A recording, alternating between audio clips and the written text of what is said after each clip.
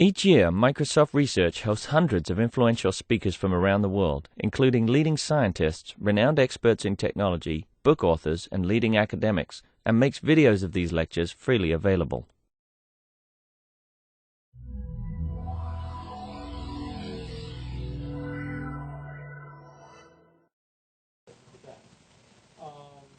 And he's been with a company called Pascal for the last 9 years in Japan. And they're a GIS company that works primarily with the government and with the defense agencies. So there's some things that he can't tell us, but everything he can tell us. Okay. Thank you, Mr. Cantor. Good afternoon, everybody. I thank MSRI for this on.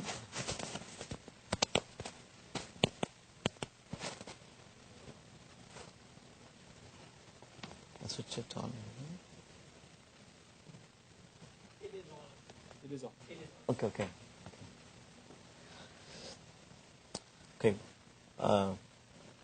My birthplace is India, but I have been living in Tokyo for the last 9 years. I've been with Pascal Corporation for the past 4 years, actually. Before doing that, I was with the government of Japan, institute called Softopia Japan, doing on surveillance products, actually, for omnidirectional sensors. And before that, actually, I did 2 postdoctoral research at Keio University. And together I have some 5 years industrial experience. And Pascal Corporation is a #1 company, geomatics company in Tokyo. It has 20 branches all over Japan. There are 4 spin-off companies in China and also 2 in Europe countries. And this is the outline of my today's talk. So introduction, I just give a brief introduction about my education and professional activities and projects in India because it's related to MSRI. I just talk about the projects that I carried out with DSTs, Department of Science and Technology, and Indian Space Research Organization, and also Geological Survey of India. Also, I show 2 slides about my postdoc research.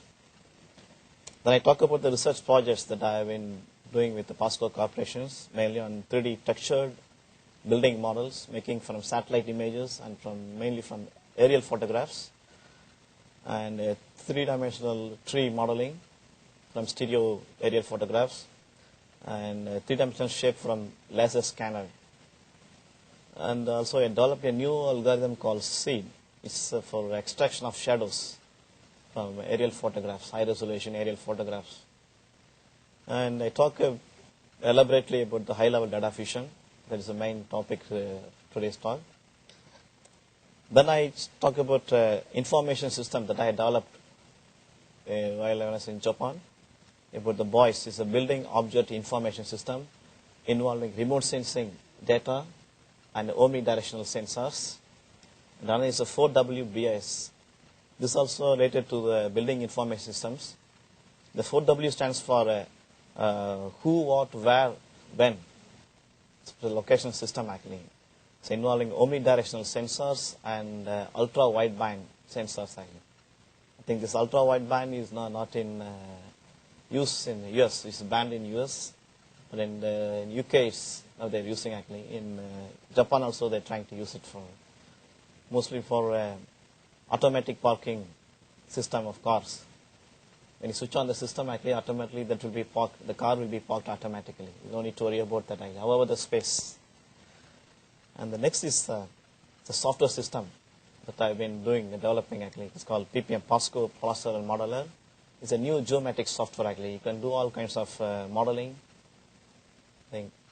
And the DPJ is it's a defense-related project. Actually, most of my projects, 75% of projects related to defense. So I will not be showing this, actually. I'll just talk about these things, actually. And I show the applications of these systems and my research products. Benefits and applications. Who are the key players? Who are the sponsors? Who are the marketing agents? And what are the market opportunities? And finally, I end up my talk with geometric business in India. What's the prospects and how to approach and what are the techniques they can adopt. The first step of the education activities and projects in India. So I did two post-graduate studies. One is Master's Science in Earth Sciences and Master's in Remote Sensing. And I did my PhD in Remote Sensing in use of technology actually. This also, the PhD also topic also related to the defense of Indian government. I show some data related to that because it's published now actually. About my professional activities, I was with the National Remote Sensing Agency, this Indian Space Research Organization, as a research fellow for quite some time. And I was working as parallel as a research associate at IIT Bombay. I did two strong postdoctoral studies at Keio University, GIS laboratory. Then I was with the government of Japan as a senior researcher. And at present I'm working as a manager. And I'm managing a team of 8 people. And I have more than 55 research publications with the 4 patent pending file. And also reviewer for some of the International of Remote Sensing, a journal for patent analysis and applications. And also member of many Japanese remote sensing societies. And most of my research efforts, I pursue several themes, but mainly using remote sensing and GIS as tool actually, mostly for a 3D urban city model making and finding the application of impact of urbanization, and mostly it's a GIS development. And this is one of my postdoctoral studies actually. I was involved in developing a balloon system actually that carries a framed digital camera. That's mainly used for making a digital archive of archaeological sites actually, to get the high resolution, where you can get the high resolution images actually. So I did with my professor, Professor Kubo, he was my PhD postdoctoral advisor. So this is a high resolution balloon photograph actually that was carried out actually. And the main aim is to make what you call 3D digital archive. By using this balloon photographs, just make the stereo images and you develop 3D models like this actually. So it's used for UNESCO actually, because this project has been done for UNESCO. And actually I used only existing software called AISA Imagine to model this again. So we collected data, I collected data of 2D map and a cross-sectional map actually. And along with this GPS measurement, I generated the what you call digital surface model of the structures. And finally I just draped the balloon photograph and I got a 3-dimensional image of archive. But there are a lot of physically there are a lot of difficulties. Just flying over the Cambodia. This is the Cambodia area, the Angkor Wat actually. There's a lot of problem with getting enough fuel for the balloon, and the local people support. We didn't get that actually, so the project has been closed immediately. Then I move on to another postdoctoral research called VAS modeling. This VAS stands for vegetation, impervious, and surface.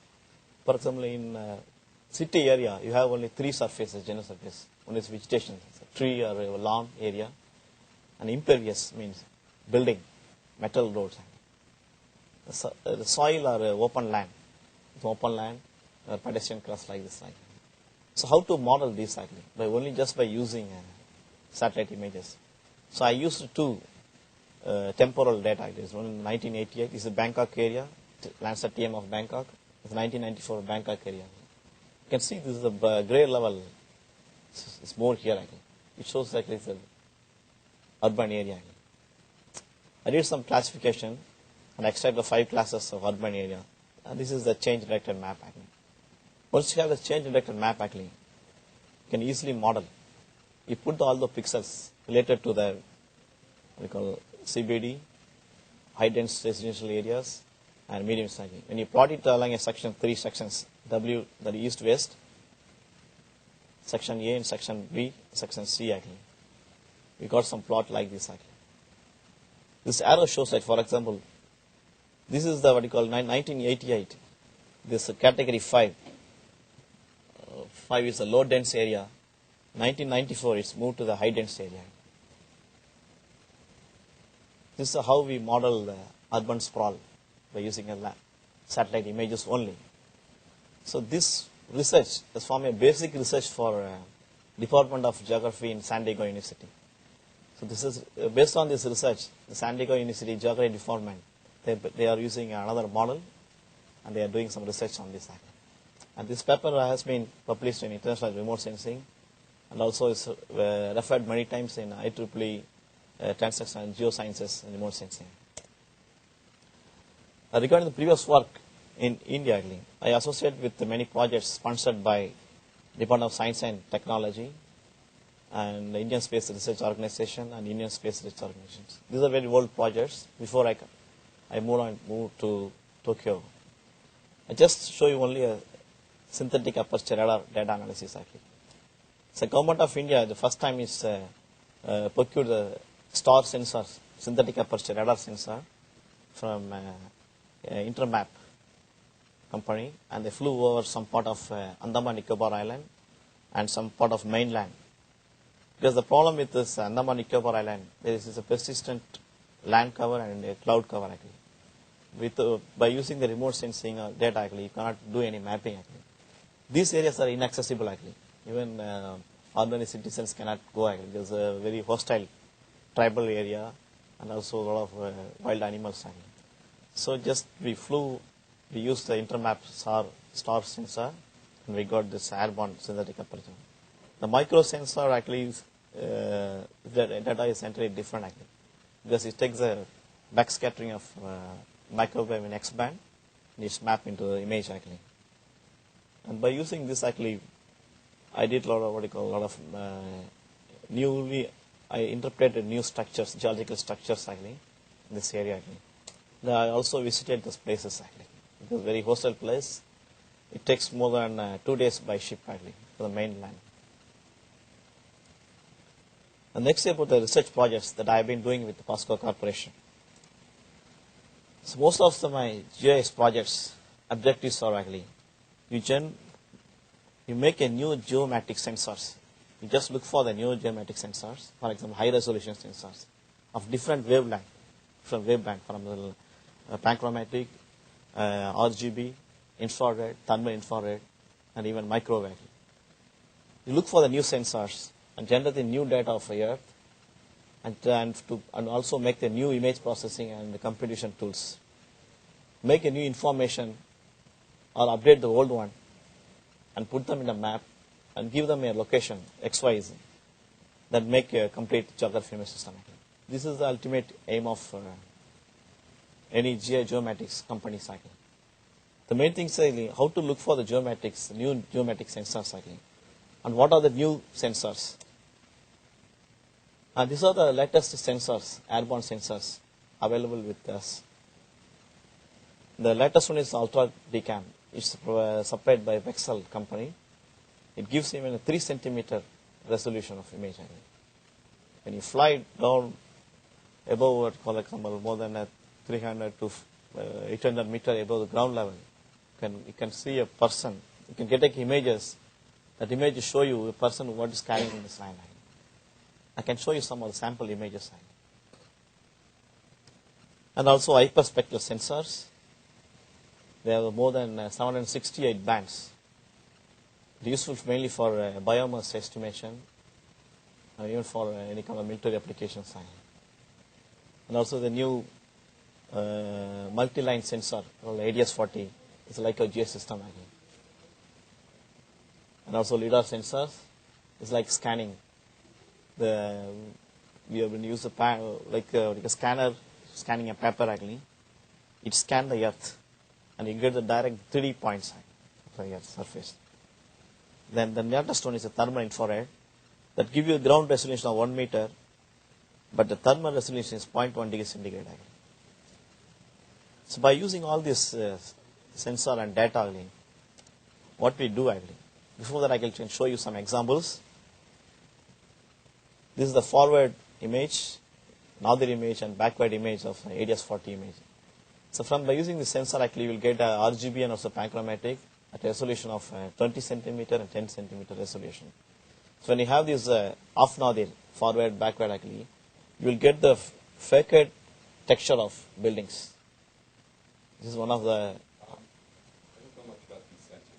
The ADS-40 is a line scan sensor. It's Line scan, line sensor, line scan. So it's a push broom, but it's got precepted sort of on the plane. You've got a nadir forward and back. Yeah, Basically yeah. refly the forward. Yeah. And also it says the CCDs are staggered CCDs. Staggered CCD means you have the CCD one line like this, as another row just off shift. So when you have this kind of what you call CCDs array, so a single object will be looked at 4 times. Then you get, when you resample it actually, you will get a very high resolution image. And what elevation are these sensors using for? Pardon? What elevation are these sensors using? Yeah, you can, the lowest altitude is around 800 meter. Go. And you can climb higher with longer openland optics? Or Pardon? is the optics on this camera variable? Do you have different lenses or is it always the same? Yeah, actually we can change the optics level. So you're flying and you're getting panchromatic and RGB Yeah, and IR as well? yeah, infrared. So this is the example of panchromatic. Actually, I just compressed the image for presentation purpose. But you can read even what is there actually. And the other one is the latest one is this large format digital camera. Usually they have previously there's a film format camera actually. Now it's replaced by digital sensor. It's called Ultra DCAM. This is a Vexel Corporation, supplied by Vexel Corporation. The advantage of this, there are a lot of difference. There are a killer advantage of what you call frame camera over this line sensor. In the line sensors actually, there are a lot of color variations. It's a scanning. It's like a push broom scanning. There is a color variations actually. And also geometric registration, what you call geometric accuracy is mainly based on the GPS IMU system actually. But in the frame camera system actually, the resolution is very high. That there is not much color variation. And also the accuracy depends on the area triangulation. So accuracy is very high actually. The only problem is actually when we have to fly very low to get the maximum 3 centimeter ground resolution. With the 3 centimeter resolution, you can see in the power lines, cables, everything. And I did a project for Yokohama City Tax Department. So whether there is any change of the city roof, particular house roofing, or any small structures they can. I'll show you in that next slide. So with this 3 centimeter resolution image, you can see even a single person. Right? So you can see what's carrying in his hand. And also shadows you can see. This is the other sensor product. This is a hyperspectral sensors that give you 768 band information. You can use it for measuring the chlorophyll content, mainly for agriculture and forestry applications. Another thing is a thermal sensor with 0.1 degree centigrade. This is the Hiroshima area actually.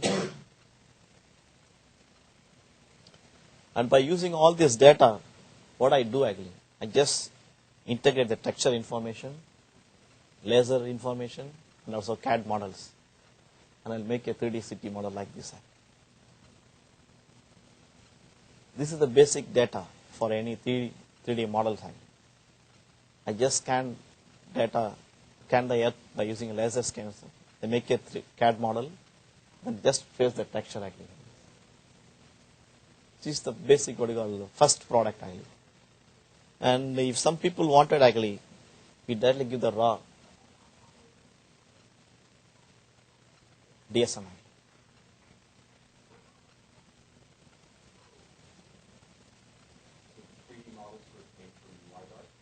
Yeah, this green one is a radar data actually. LIDAR, laser scanner actually. And from this actually we have software, we have developed software to make a CAD model, box models. And also we have a software to paste the texture. I can show you the software also, demo how it's working. And apart from this actually, if you need a perfect CAD model of city, that also we can provide. So today morning if you fly over the city actually, today evening the product will be delivered. Within 12 hours, 8 hours it will be delivered. So it's very fast actually. Not only just for viewing purpose, you can also do some GIS work. You can overlay some layers. But this color window is a thermal sensor data actually. So over the city actually, you can just overlay the thermal data and you can see the red part actually, which is a very high temperature region actually.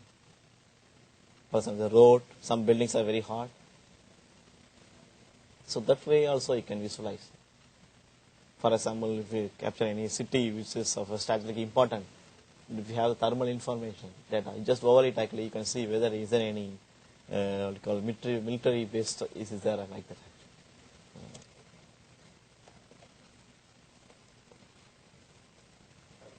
Yeah, sure. Have you or anybody else done work on integrating pictures taken from the ground with the aerial data? Yeah, it's there. For example, ground means actually facade textures, building textures. Yeah, we are also doing that actually. Oh, okay. Yeah. Can you talk about that? Yeah. Okay, good. Quick question. What? In the perfect model video up there, is that constructed from one single pass over? Yeah, single pass. Because, I mean, it looks like there's some kind of no texture on some Yeah. objects. Yeah, it's a single. Could you integrate multiple passes from the sky? Yeah, it's possible actually. Actually, this model is just a crude model. I said actually, crude model means just a single photograph. And this model is made actually. There are some commercial softwares available actually. The single aerial photograph, you can make what you call 3D models like this actually. I was just wondering if those systems. Yeah, it supports actually.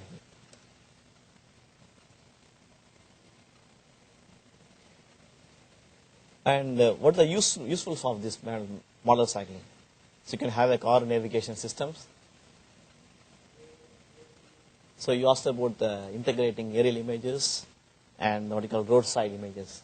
These images are taken by using a digital video camera, and part by part actually is split into the scenes and is pasted actually.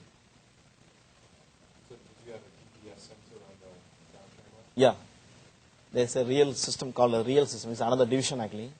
It's called road road undulation mapping system actually.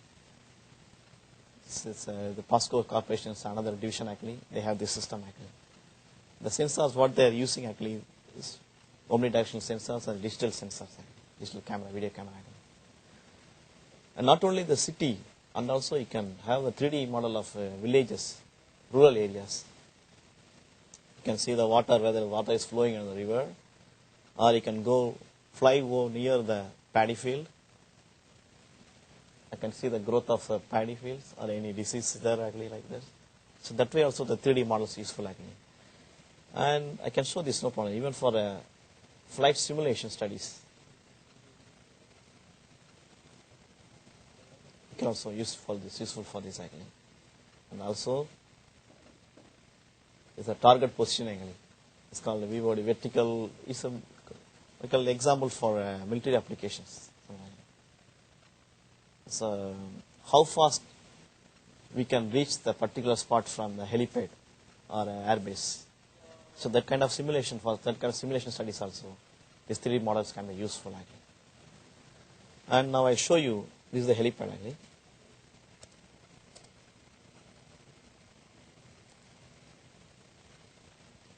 Yes, I have a lot of animations, so it takes a lot. So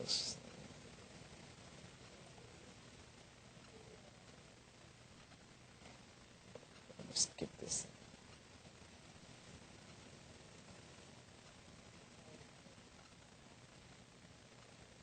Okay. So I just showed you what are the data and the models actually, and what are the information and applications actually. I just show you two examples actually, what we can do with these 3D models. One is for sports applications actually, and it's my team.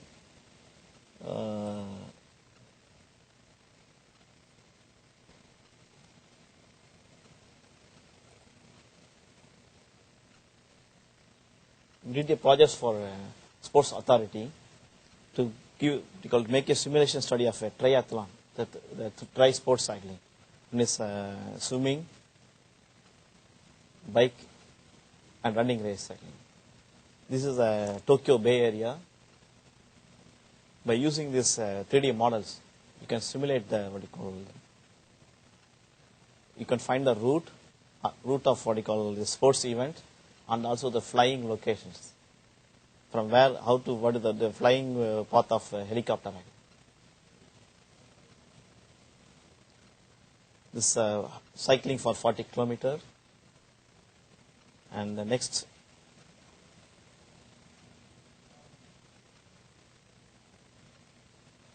How much of this data is coming from photographs and how much is coming from cameras? See, initially I showed that aerial view actually. That is aerial photograph actually. That is taken from ADS-40 image actually. And the CAD model for the dish for the elevation actually, we use the laser radar data actually. And for 2D map, for location actually, you perfectly match that locations, buildings actually. We use the 2D maps actually. And for this kind of simulation studies, we use the movie softwares. And pardon? Yeah, graphic. It's a small area actually. How are you integrating, are you building just from CAD models? CAD models, yeah. Actually, this is a manually did actually. It's not automatic. It is semi-automatic. Yes, for this kind of accuracy, if you need this kind of accuracy, you have to do it manually. Actually. It's not automatically. It's not possible. Actually. But it's semi-automatically. Now it's possible. Actually. So this is one example. Actually, just to show you. Actually. But it takes a lot of time. Actually, it's a 6-month project. It's only for a small area. Actually, actually it's appeared only some 1 minute, say 1 minute, less than 1 minute in the TV broadcasting. But we spent 6 months. Yeah, we got a lot of money. Actually. So what are the applications?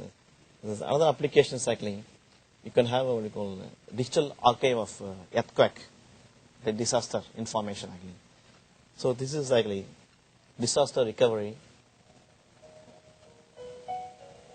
This is a Kobe area, Hanshin area. Before the earthquake, 1995, there was a huge earthquake in Kobe area. That means this is the before earthquake. What is the situation of the city? 1995, in early morning, there was an earthquake.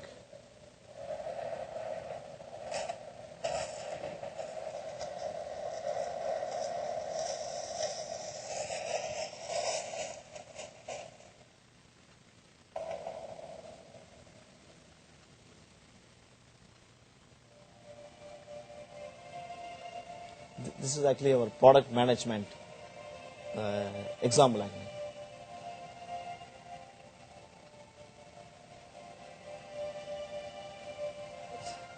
You can have not only a 2D archive, but also 3-dimensional digital archive also you can generate. So this is immediately after the earthquake. Oh, sorry. It's been tough.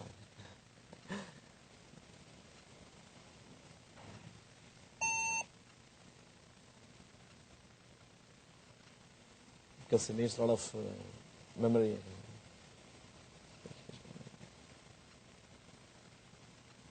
Sorry for the break. So you mentioned in one of the earlier photographs that in one day, if you get the data, you can create the 3D. Just only crude model. That's a crude model. Just only for. What's the, and that's because the entire system is automated. Which one? No, that's semi-automatic. Semi-automated. Yeah. But it doesn't require that much input, right? No, but only thing is we have just marked the corners. You mark the Corners. So everything else is just No, because the rendering is done automatically. And then what about some of the other examples that you get? How much is automated? How much requires manual?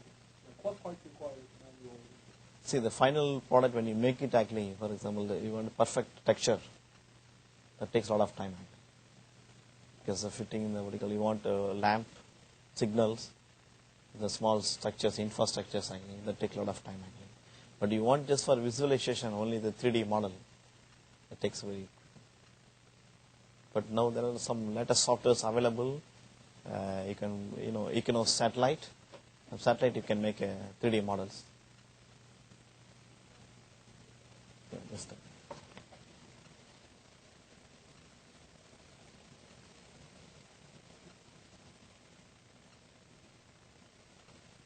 So that movies I borrowed from my market division actually, because when we give the what you call result actually, so they use some movie software, then for the to show the clients actually they make this software.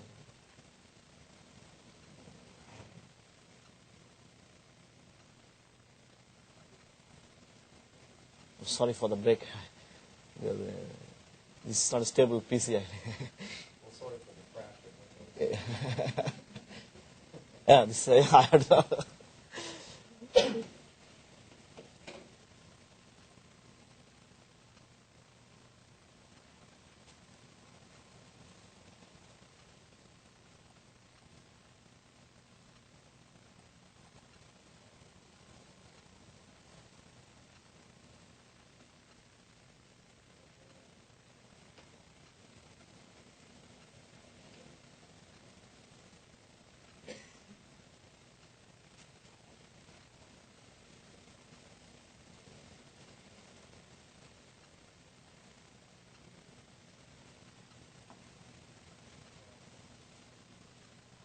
More than 112 slides. It takes a lot of time. I just finished 45 minutes. Another 45 minutes will be over. Okay.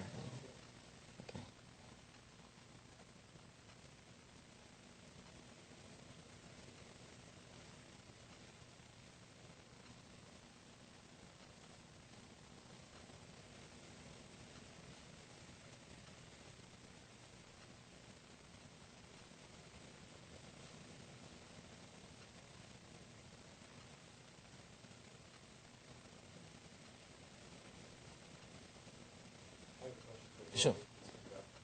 What's the trade-off between getting your 3D from stereo versus lasers?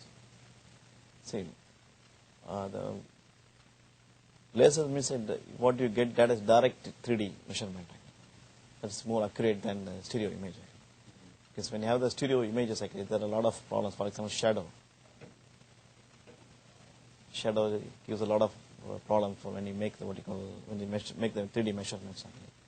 It could be wrong actually, but there is no shadow effect. But there are some occlusion effect when you use the what you call lidar sensors. Somewhat. Occlusion, Okay, right. occlusion of buildings. Actually. That's So the problem. does anybody use stereo Yeah, 3D actually, anymore? yeah, but there are some what you call system in France actually, AISA system. They're very good system actually. They know they are capable of using, capable of making a very accurate 3D surface models by using ADS-40 aerial photographs and also from ICNOS satellite images. So they are the, but I don't know about the Vexel corporations actually. But say the Vexel corporation system also is good actually.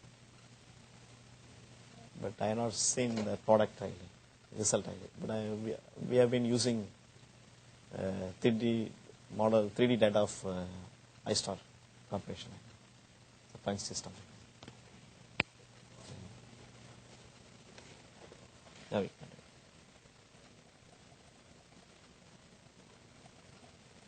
Do you want me to show the movie again? Or, oh, okay, I skipped that movie. It crashes. Okay.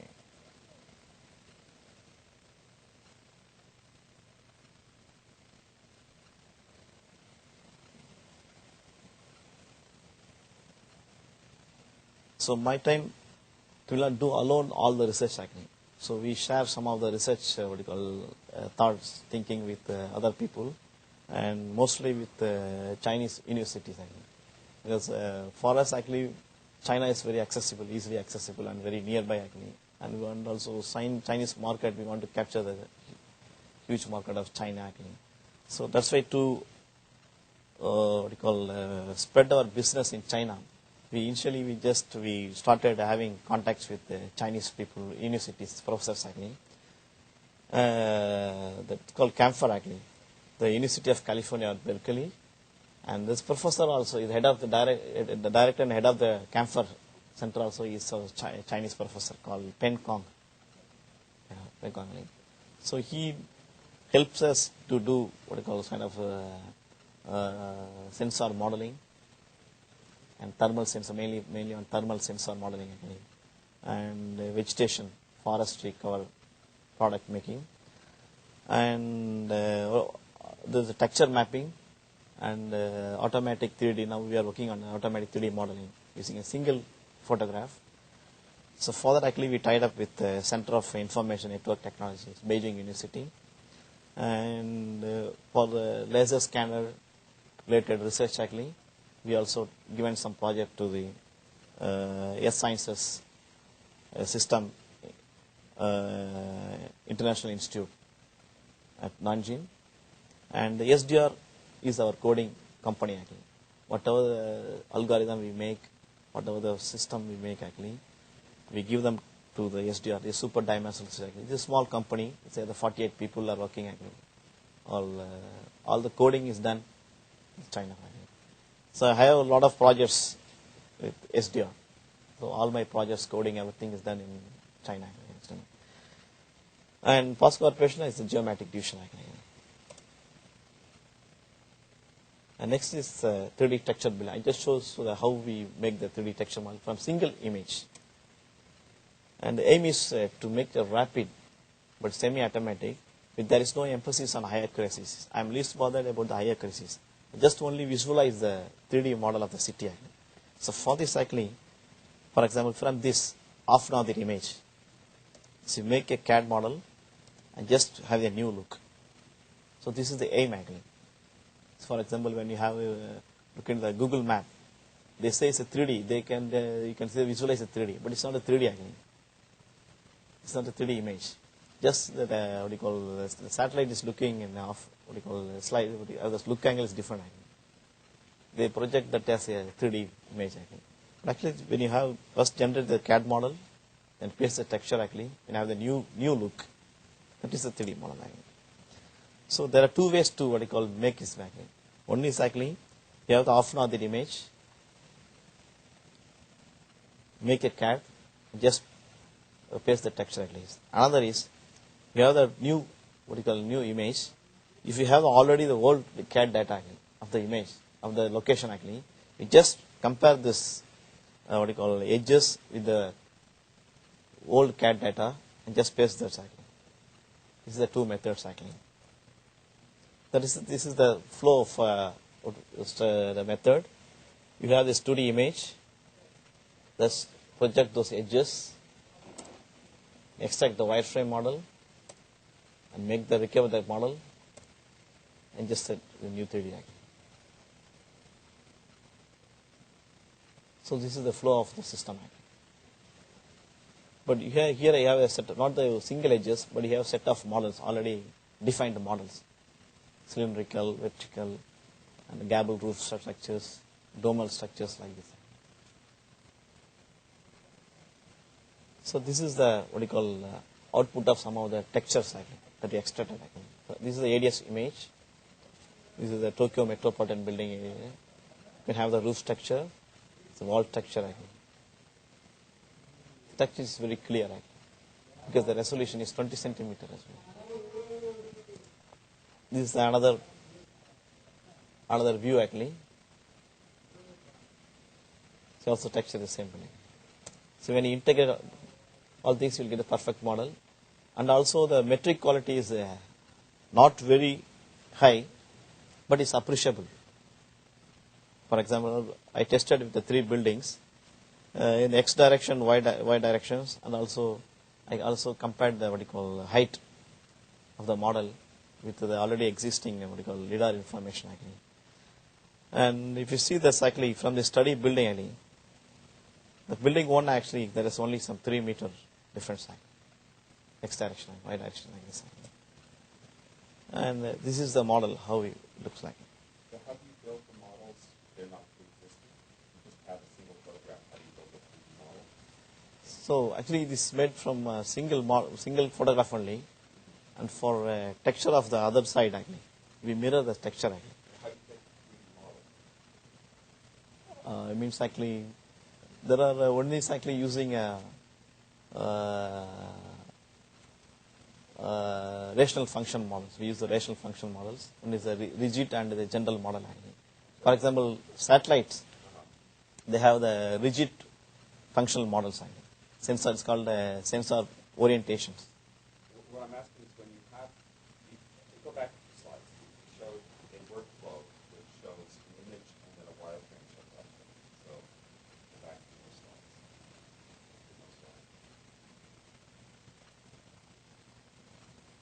Back one more.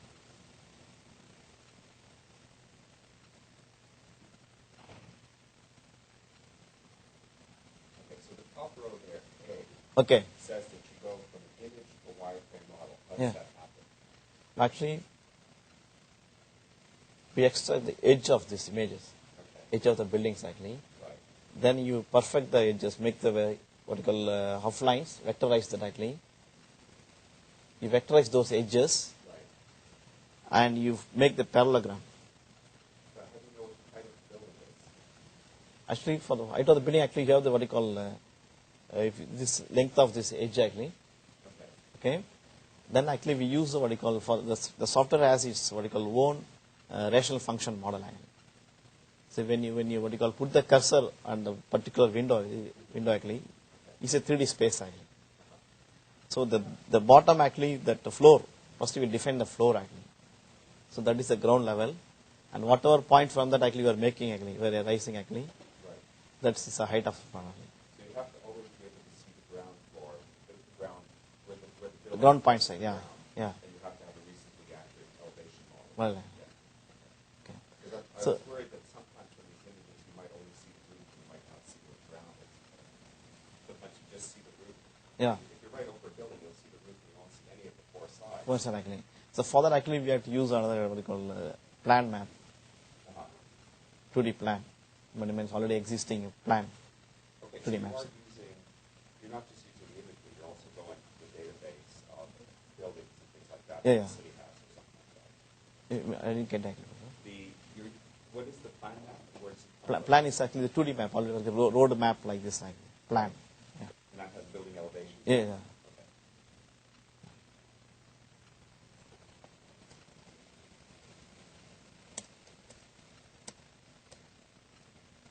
Because these techniques are patents filed actually. Some of the techniques, the patent is filed actually. So the patent is with the company actually. Right. Okay. So some of the skyscrapers, not only the skyscrapers, and also even a small residential commercial area also you can make 3D models like this actually. For the school buildings, office complex, it's like this actually. So once again, the total amount of information that you need to start with Yeah, is one aerial photograph. yeah. A plan map, 2D plan map. Actually 2D plan map, what he said actually when you don't have the ground level. If you don't have the ground level, Ground level. If you don't see the what you call ground. if you don't see the ground, Yeah. which might only happen in a part of the photograph. Actually, part of means actually, for example, only for the New York area, there are tall buildings actually. When you fly with the 45 degrees angle actually, you don't see the vertical ground actually. Right. Well, are these oblique images? Or Yeah, this is oblique actually, but the angle is 23 degrees angle. 23 degrees. 23. Yeah, not 45 actually. Right. So it's 23, and it's using ABS with the F and D. They're all using Yeah, all yeah, three sir. images. All exactly. Okay, so it's not really just one image, right? It's No, this is only one image, one single image. Okay. A single image. But it's going to be people, Yeah. so you're more likely to Yeah. see If you have the, we use all this what you call multi-look image only just for the what you call face textures have the texture of the building. But with the single image means actually we just mirror the texture. Like the most of the what you call commercial buildings, they have the what you call same, what you call on four sides actually they have the same texture. So thinking that actually we mirror the texture in the polygons. We have the side polygons. But you see here actually, you can see only the texture of this part actually. That means the eastern part actually, and southern part actually. If we don't have the northern part actually, just this will be mirrored there. This is for just making the crude model, 3D model. Not for only for visualization, not for any kind of what you call telecommunication or infrastructure applications.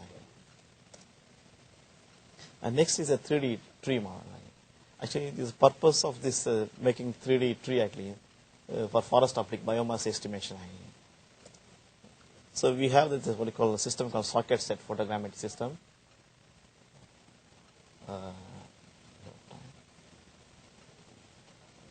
Okay. So we have the left and right images.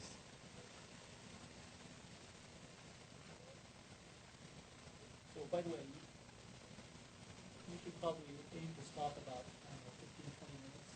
Uh-huh. We have to do until 3, but that would be quite long. 3? Okay, half an hour I can finish off. No problem. Yeah. I can make it fast. Okay. The 3D data for modeling actually, you need the two left and right stereo images actually. When you have the left and right actually, you can extract the contour of the tree crown, and actually just render it. Before rendering actually, you find the medial axis. The medial axis will be the assumed axis, is the trunk of the tree actually. When you project down to the ground, and you have the true vertical, when you render it actually, you have the true shape of the tree actually. So this is for making what you call true 3D model of forest areas actually. So for example, this is a tree model, trees made by CAD software actually, but this is the tree. It's made from this 3D tree software actually. And also even you can see even any complex shapes can be modeled actually. The next is the 3D shapes from laser scanner actually. The aim is actually you have the digital surface model of the laser scanner data, just automatically make the perfect model actually. Not only the model, and also you know the location and the pose of the building actually. So how we make it actually? So you are given the DSM data, digital surface, it's a cloud point data actually. You just by plane fitting actually, you extract the normal of the each pixel actually. And by using the Gaussian distribution of normal actually, we extract the stable planar regions actually. So when you know the geometry of the stable planars, you can extract the grease edge, that's the roof edge actually. On the other hand, by applying some edge filter actually, you find the jump edges, they make the line segments that would form the boundary of the building actually. When you add this roof edge and the boundary edge, you'll get the perfect polygonal shape of the building actually. And this is the segmented results actually. This is the laser data. You can see the compare. You can compare it actually. Roof actually. This is a gable roof. Is segmented into two roofs actually. Similarly, these are the small gable roof. You can see the two different roofs actually. And this is the output of a model actually. By using this technique actually, you can model even the pyramid shapes, and also the small superstructures here on the roof, because the resolution of this DSM is 50 centimeter actually. And this is a VRML model actually that I made actually. And by using the software, you can make you can model 13 shapes actually. And I am still working on this dome shapes, curved surface actually. And regarding the accuracy actually, I compared with this base map, and also is the actual height from the LiDAR data actually. And there is a good accuracy is achieved actually. Between the model is X and Y direction actually. You can see the difference is very low actually. Just only 0.5, mean difference is 0.5. That means 5 centimeter actually. And the mean delta of Y directions is just only 0.06. That means very accurate model you can get actually. Regarding the Z accuracy actually, here the accuracy for the building 1, 3, 5 and 9 is very less. That's due to the presence of water cooler or any small steps like structures actually, or any billboards like that actually. So that creates a lot of problem with when you use the laser scanner. But still the accuracy is acceptable, that 2 meters actually, for any mapping. And next is the seed. I just show you this is a shadow extraction algorithm. Usually to extract the shadows from the aerial images, usually they simulate the shadows actually by using a CAD, what you call digital building models or a digital surface model. But this algorithm, it doesn't use any of this what you call ancillary data. It just uses some low-level vision algorithm and also by mean likeness segmentation to extract the shadows, even the small shadows of a person shadows. The C stands for shadow extraction, elimination, and enhancement display. And I show you some example with the near infrared image. This is a 20 centimeter image. You can see some of the shadows here. This is a water body. But there are some false positives. For example, this is a dark color roof and water body. This is the filtered image. You can see that only the shadows extracted. But there are some false positives that can be removed when you change the parameters. This is the texture of the shadow regions. This is a texture, shadow removed image. You can check, I can see this. Even the small shadow of the small trees is completely removed. So this shadow-free image can be used for making a DSM, digital surface model, perfectly. And also it can be used for pattern recognition. For example, in the shadow of the building, there are some cars and trucks parked here, but it's not visible in the original image. When you apply this filter, you can extract cars. 1, 2, 3, there are 5 cars. Look at it here. Why is it that when you eliminate the shadows, the fixed up regions look brighter than adjacent regions? Here? Yeah, like right on the roof of that building, when you eliminate that little shadow, it looks very bright red compared to the rest of the roof. It doesn't look the same color. Yeah, actually this problem, what do you call, when you enhance the texture, we use the local, adaptive contrast enhancement. So when the nearby pixel is very bright, so it takes that pixel value. So that can be changed when you have the change the parameters. This the aim of this the slide is to just show you that pattern can be extracted.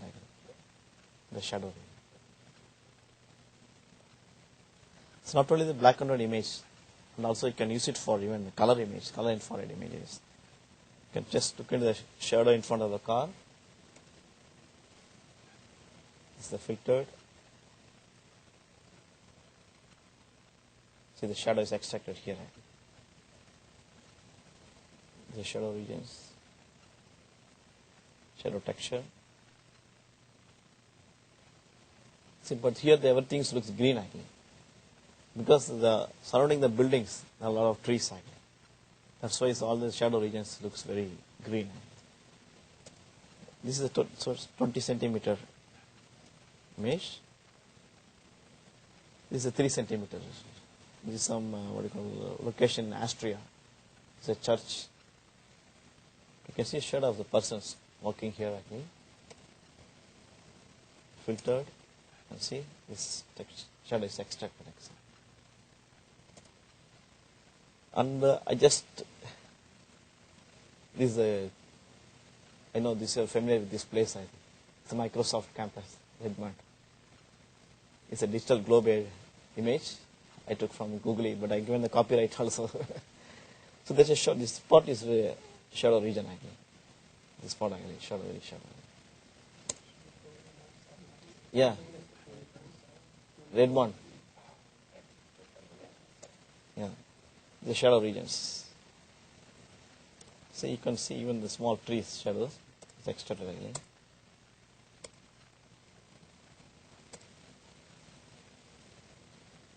So now this shadow is completely removed. That means this global, this is a very quick bad image, is a 2.4 meter resolution. Even with the 2.4 resolution image, you can extract the shadows.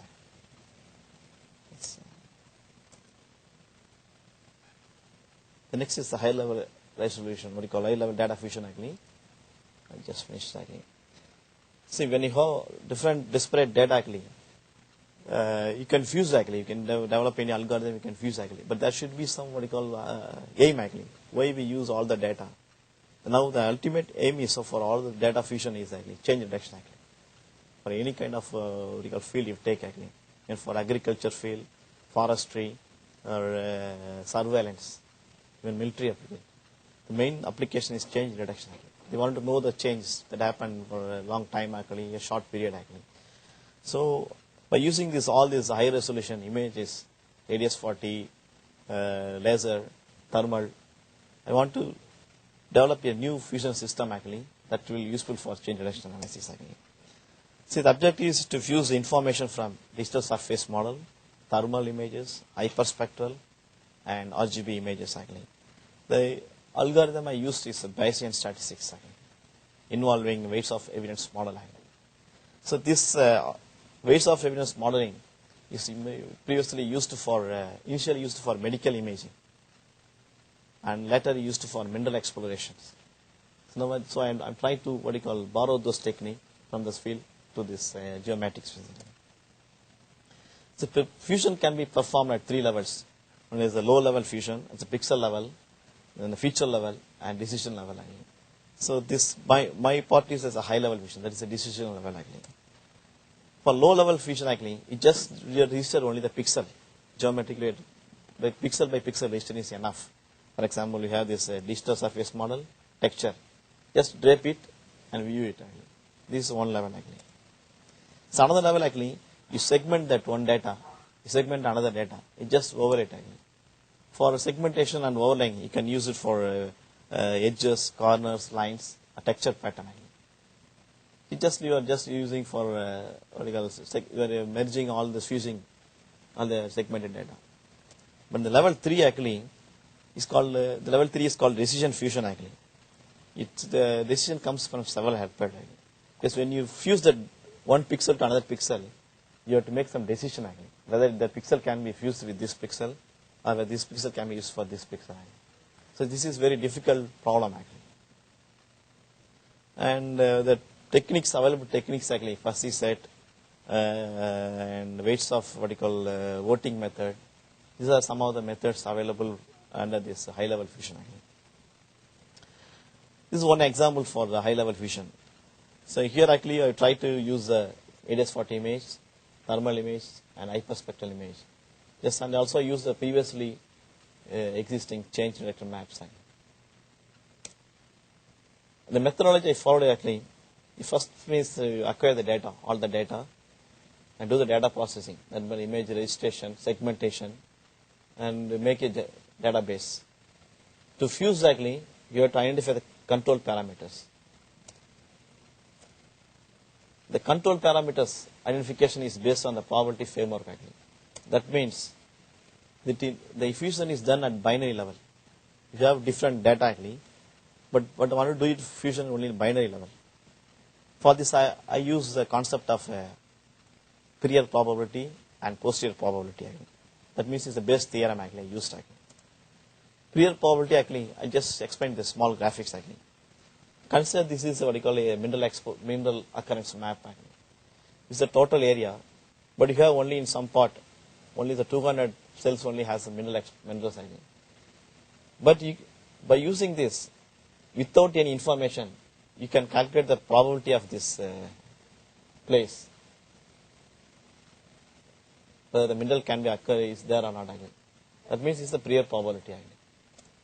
Then once you calculate the prior probability, the next is the prior odds. Prior odds is give you what you call is ratio between the non-occurrence, ratio between non-occurrence and the occurrence cycle. For example, in the horse race, the probability of a horse 0.5, winning the race is equal to the odd ratio. That means 0.5 divided by 1 minus 0.5. So once we calculate the prior odds, then we can easily calculate the posterior odds. The posterior odds involves weights for each layer actually. So I showed the graphics, what you call method actually, then it can be easily understood actually. To compute the weights actually, we use the binary pattern, total study area, a number of occurrences within the binary pattern, and total, because there are some the keywords are maybe confusing actually. But if you see the result, it can be easily understood actually. So this is the interference network of the system actually. you have the data, you segment them actually, make a multi-class. That means for each data actually you make 10 classes, different elevations, different thermal sections like this actually. Then you make them binary. Binary means if you have the 10 classes, there will be 10 images. Here are 10 images, 10 images. So there are 4. That means there are 40 binary images. Then put them everything into the model actually. But this model is always used what you call already existing what you call known occurrence. Based on the known occurrence only, you can predict the new occurrences.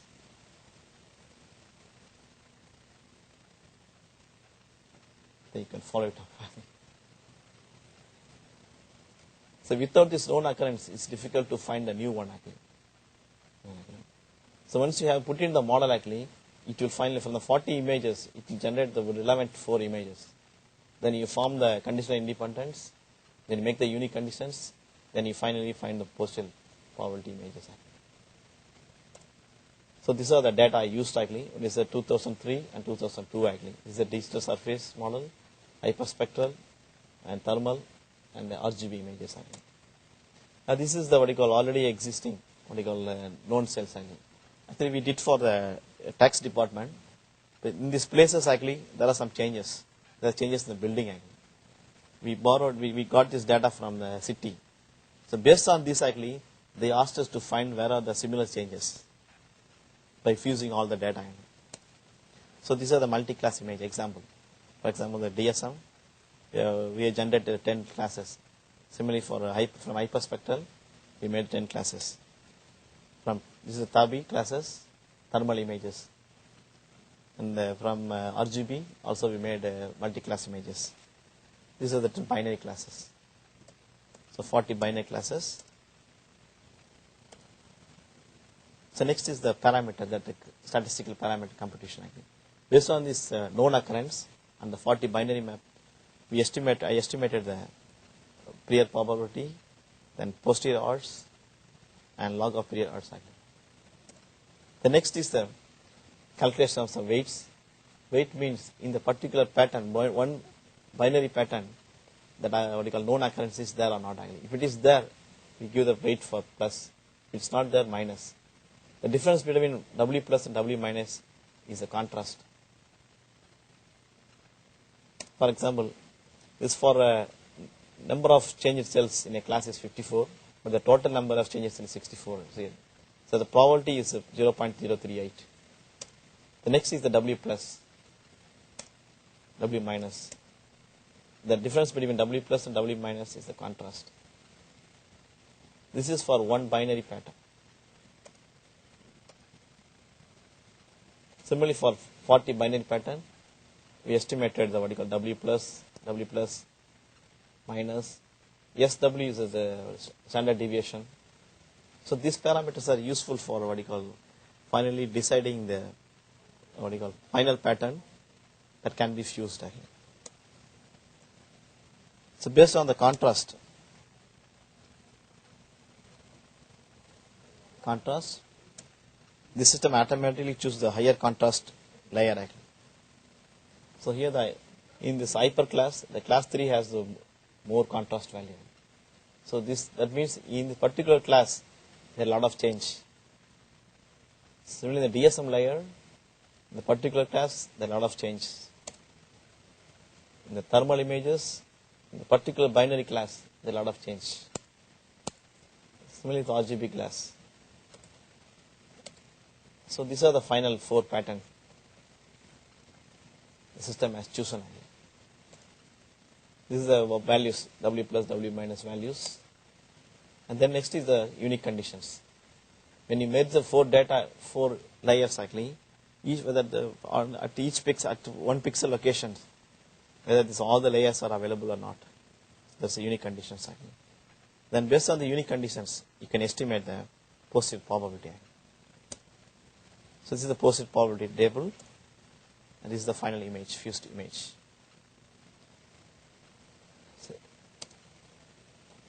So initially, what we got from the municipality is only at 684 pixels. That's some change. But after fusing all the data, we found actually there are 7,597 pixels they changed. This is the quick look of this fusion. There's the 4 data. This is the previously known data, some multi-class images. This is the predicted layer.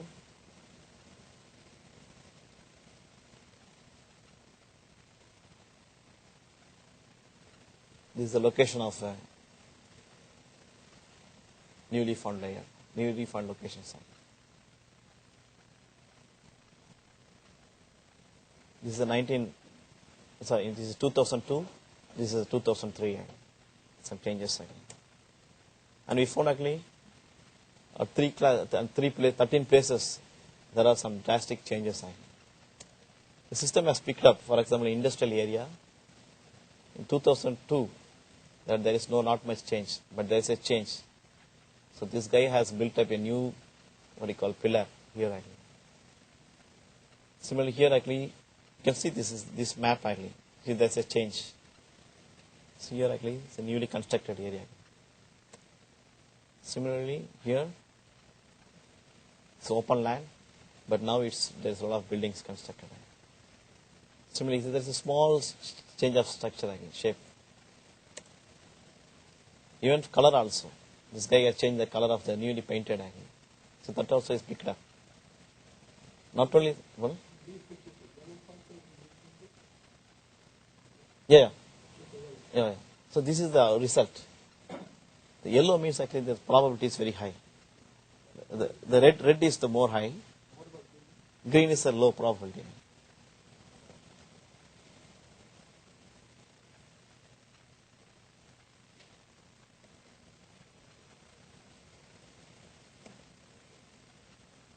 See, it's given as a lesion. Here is a lesion given. The probability of change is between 0.01 to 0.5. Red means actually the probability is more than 0.1.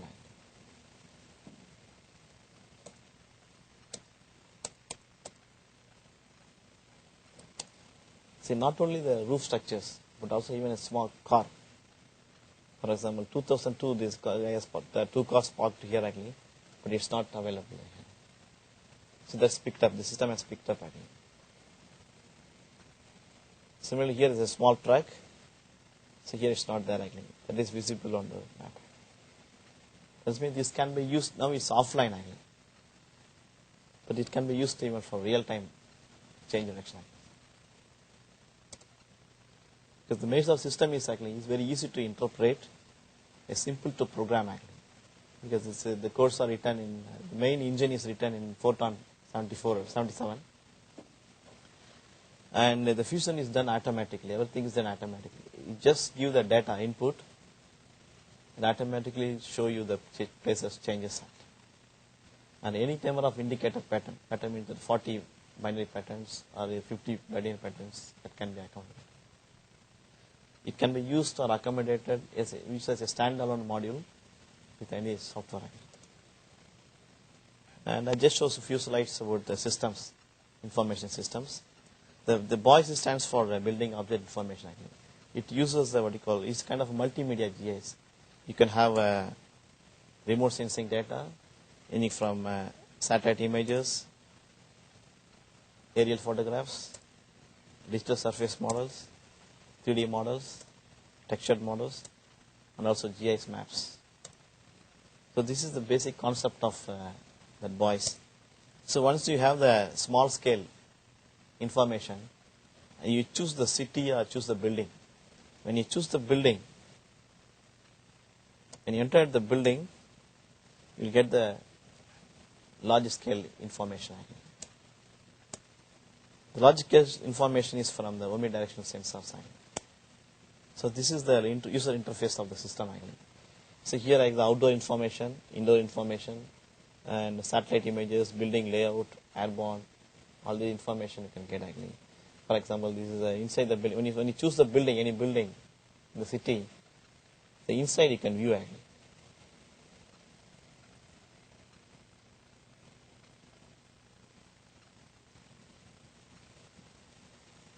So this is the project I done with the government of Japan.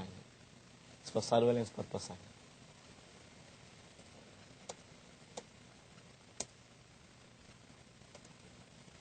The next is the 4WBIs.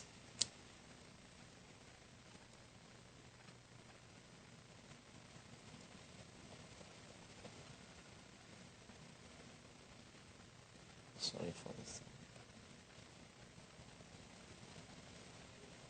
Okay. The previous one, those omnidirectional images, are those live videos or still images? Which one? The little images that were rotating? Yeah, actually, this actually is still what you call images actually that can be rotated actually. So it's not like there's a live video stream coming out of surveillance? No. Someone ready to predict? No. It's just actually. Actually, that's I showed that sensor actually. This is a new system called 4WBIs. The W stands for who, what, where, and actually is the integration of what you call is a system integrated system actually, with using the omnidirectional sensors and the ultra wideband sensors actually. So the sensors used are omnidirectional, the panoramic images that give you the 360 global view of the room. Next is the digital camera, video camera. This we want to have what you call still images, and it's a location awareness system called the UWB. You have the UWB system is sold out by the UBSense. There's UBSense UK corporation. UBSense. They'll give you the system actually. And there are some memory systems and software systems actually. So is UWB similar to a sonar system? What is it? It gives you distance? No, it's actually it's a location aware system actually. It uses the ultra wideband, probably some between 20 gigahertz and 30 gigahertz. So it's got tags or Attacks, yeah. tags? Yeah. So it's like RFID, but it has much better localization. Yeah, okay. For example, usually for the surveillance, when any visitor comes actually, when you give the batch actually, they have that what you call sensor actually. Whenever the visitor, wherever they moves actually, you will be monitored actually. So, but the representation is visualization only in a CAD model. But when you add these omnidirectional sensor images, so you can have the texture information also. So, for the boys system actually, this is a sensor I used actually. It has 60 images, 60 we call CMOS CCDs, cameras. So that's why you'll even get the stereo information. And for this 4W bits, we use this panorama eye sensor. Actually, this is the this is the omni sensor. It's attached with what we call video camera. I'll just show you the location awareness system actually. This is a software actually. When you have the CAD model of the building, you can have the what you call movement of the people like this actually. So even for 3-dimensional, you can have this.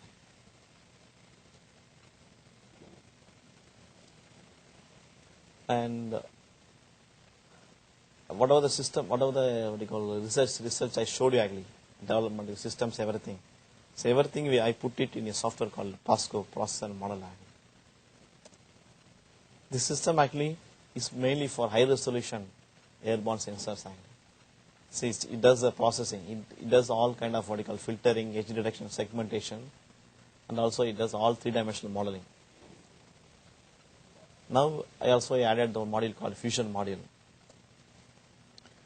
This is the main modules. It has all kind of what you call image processing, basic image processing, file, edit, view, image filters, shadow extraction, 3D dimensional tree modeling, 3D building modeling, and it's capable of handling more than 3 GB data at any time. This is the user interface, and it's capable of what you call handling all kind of geomatics data, ranging from ASCII, bitmap, digital surface, digital terrain model, and DXF, OpenGL format, all kinds of formats can be loaded and processed. It also has a lot of what you call filters. So the problem with this high resolution sensor is difficult to what you call segment them in the groups because it's a complex image, but it can be easily filtered. For example, if you take this, see the roof, the texture is that it's what you call macro texture actually, but now it has become a single one. Similarly, this is it's 3 centimeter. It's filtered. For example, you see this glass panels here, and it's filtered in a single one. So when you segment this, filter it, so making edges, closed edges, very easy. And also if you have the old satellite image or old film, scanned film images, it can be easily filtered. For example, you see this, the helipad, and also some structures inside. It's not visible now, but see it's visible clearly. And similarly, this is ultra decam, 3 centimeter resolution actually. Just look into this, what you call, billboard, it's the electronic system here actually. See it's visible clearly. And also you can see here, there is a marker here actually. Now it's visible here actually. Marker here. It's not only satellite, airborne images. It's also 2.5 meter spot images. You can easily do it, filter it. For example, there are some road markings here. Now it's marked clearly. And this is a shadow extraction by using a digital surface model. This is the input image. The shadow extracted. The shadow of the building is here. So we use the DSM. So shadow can be extracted by using a DSM and also a computation method. And for updating the maps, so we want to extract only the man-made structures, man-made features. So we have the options for a 3D tree, one touch. So now actually we are implementing everything is one touch. For each process has different steps actually. Instead of following each and every step actually, you just put that, click on the one touch. It does everything. For example, this you see the one touch tree wiper. It removes all the trees. See the tree and vegetation. It removes the tree. It's just showing only the outline of the buildings. This can be used for mapping, updating the maps. The next is 3D. We call the building construction. It's a DSM data. It's a 1 meter resolution. You see perfectly its outline is made. Not only single building, you can also extract multiple buildings like this. And next is like when you have the CAD, from the DSM, when you generate the CAD image, you can easily paste the texture again. This is for tree crown extraction. In this thick forest area, you can count the trees easily. And for extracting only the barren land and the buildings, there are some filters that will remove the vegetation and other parts. It show you only the barren land and the outline of buildings. Similarly, for high resolution images, it picked up only the trees and the shadows. So you have only the man-made features. And just what are the applications? See the benefits of these projects. So the new software for geomatics, remote sensing, and new information. You can extract new information from the software actually, and you can view the environment in 2D as well as 3-dimensional. So no software is available now actually that will give you 2D and as well as 3D information. And it's very cost effective. The level of accuracy is very high, and just need only a low infrastructures. Everything, if you put it in the real time, you can do the monitoring. There are several areas of applications: environmental planning, local municipality, emergency, transportation. But these are just for academic purpose. Mainly all these applications are defense. because only defense people only use high resolution. And these people are the key players, mostly government agencies, urban facility providers, commercial firms, and all this work, most of the research work, we have allied with academic institutes actually. And there's a growing list of market and opportunities. Security surveillance mainly, that is the most important one actually, and remote reality. So now I showed you what are the three-dimensional model of some cities in Tokyo. That uses a remote reality. You have seen everything now actually. And a 3D urban media. And if you put it in the web, all this information, that can be used as an information kiosk. And if you use the what you call omnidirectional sensors, you can have a virtual tour of buildings, for example, museum, art gallery. People, there is no need to go there actually. They can view from here also, some people actually. And finally, I end up just giving with this GIS in India actually. Actually, for my company, I also did some what you call survey in India actually, because my company wanted to start a business in India, but it did not materialize because the policies with the Indian government. Now it's probably changing actually, and there are a lot of bottleneck in what you call distributing the images, and also database data in Indian government actually. But still, I made a lot of what you call slides, but I'll show you only what are the opportunities, 2, 3, and 4, and business segments, and what is the what you call percentage of business. So you know, India has a unique, impressive space program actually. Recently, they launched a satellite called Cartosat, that give you 2.5 meter resolution and also real-time three-dimensional model, DSM. And maybe this is a 2 years old data information actually. So the government of India is spending $4 billion US for the next 5 to 7 years for this mapping. And maybe the growth will be, if you have this kind of system actually, there will be some 30 to 40% of growth again. And the main growth areas of geometry in India now is a spatial data infrastructure. They are very much interested in making a spatial data information, and because of late there are some earthquake and flooding, so they are interested in disaster management system actually. And the most business area location is rural development. So we have to start from rural development, rural mapping, then go to city again.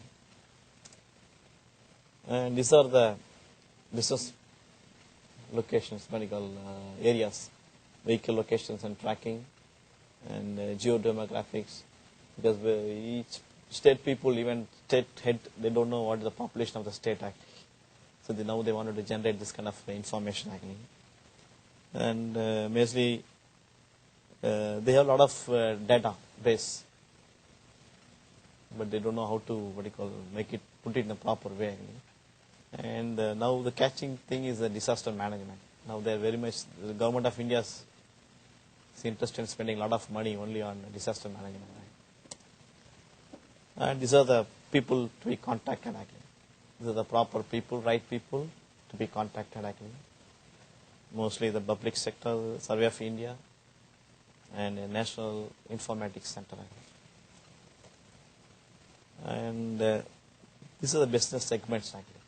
It's mainly software. They can help making we can extract more information from academic institutes to generate new software. And if you want to make it as a digital MSRI, it's a new digital cartographic firm. The data generation service and consulting will be the best.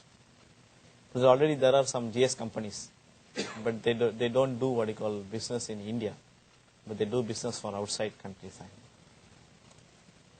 And I just made some survey, and based on this actually, this one is a net sale based on the client types. If you have this kind of sensors and software system can achieve private sector 14%, and national government 15%, professional government 18%, municipal government 53%. And net sale will be based on business type, system development, and then surveying. Maybe this we can avoid this again. For consulting, to make it 26%, whatever the money you are making. And just end off my talk. Thank you very much for thank you. So it's very tough. Okay. I'll ask questions later. I have one the new map point. 3 slides I have. Okay. Thank you. Thank you very much. Okay. Time. So, what is your relationship with all of these projects? Yeah, actually, the basic thing, technique development. So, meaning, I just, for example, when I joined, it was very blank. so when you joined, Pasco had none of these things. Yes, yes. And you have been leading all of these projects? No, actually, first thing is I